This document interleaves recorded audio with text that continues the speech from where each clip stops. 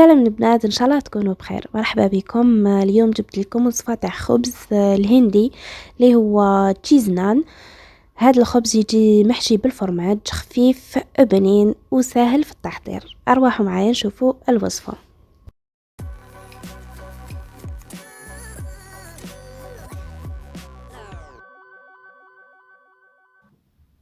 بسم الله، راح نبداو الوصفه تاعنا اللي نحتاجو فيها 200 غرام تاع الياغورت ناتور، يعني حوالي 2 علب. عندي 2 مغارف صغار خميره الخبز، 2 مغارف صغار سكر، 500 غرام تاع الفرينه، كيس خميره الحلويات، ملح، وربع مغارف كبار تاع الزيت. نجيب الفرينه تاعي، نزيد لها السكر، خميره الخبز، خميره حلويات، الملح والزيت والياغورت الطبيعي. نخلط هاد المكونات، من بعد نبدا نجمع في العجينه تاعي بالماء يكون دافي، ما راحش نسحقو بزاف الماء، حوالي 4 كاس حتى نص كاس. نجمع العجينه حتى نتحصلوا على عجينه تكون طريه وتلصق شويه، دونك روحوا معاها غير بالعقل. نعاود نرجعها، نخليها تخمر حوالي ساعه. بعد ما جست ساعه نرش عليها ملح بالفرينه ونقسمها على 12 انكوريه. هنا في وسط كل حبه راح ندير كميه من الفرماج الجبن الطري، ونغلق مليح الحبه تاعي.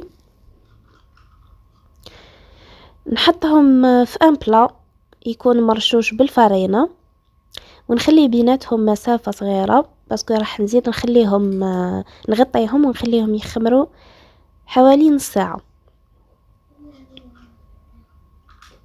هنا البنات بعد ما جازت نص ساعه نبدا نفتح بالوحده.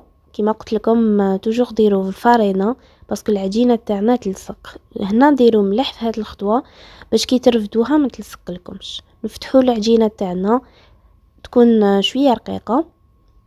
او ميم طون انا درت الطاجين تاعي يسخن على نار تكون متوسطه، نرفدها ونحطها ديريكتومون فوق الطاجين ولا مقله.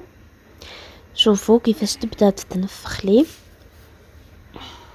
هكا. نقلبها نطيبها من لي دو كوتي. شوفوا شحال خفيف ما شاء الله.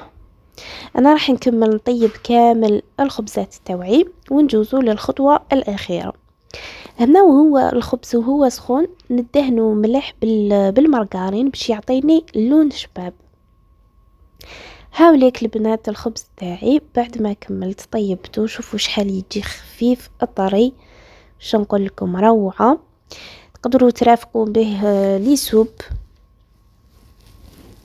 هذا هو الخبز الهندي. ان شاء الله تكون نالت اعجابكم الوصفه تاع اليوم وتجربوه وتنجحوا فيه. واللي جرباته ولا جربت اي وصفه من وصفاتي تقدر تبعت لي ميساج في الفيسبوك ولا انستغرام وصفات ميرال. ان شاء الله تكون عجبتكم الوصفه. اشتركوا في القناه وفعلوا الجرس هكا باش يلحقوكم كامل الوصفات. ما بقى لي غنقول لكم الى اللقاء.